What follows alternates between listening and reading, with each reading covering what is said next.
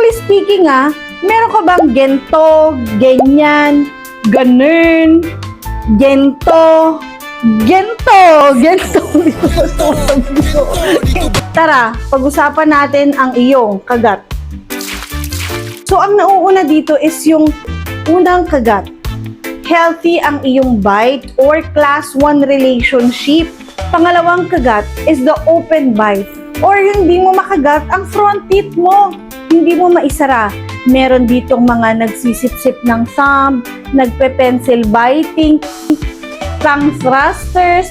Ang nagsasalta sila, ganyan, mga ganyan yung dila. Pangatlong kagat, underbite. Ayaw naman natin na medyo mas nakaluwa yung ating lower part of the face or yung ating jaw. Pang-apat na kagat, booge. Ang tawag dito ay overbite kung saan ang upper part of the face or maxilla ay nakaluwa. Basic solutions. Kung ikaw ay open bite, tigilan ang bad habit. Try to practice a good diction and take away kung ano yung mga kinakagat mo. Kapag ikaw naman ay isang underbite, pwede po itong i-braces.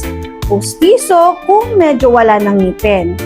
Ganito rin naman sa bimaxillary case.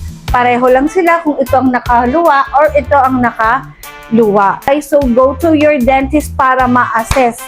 Have a great teeth day!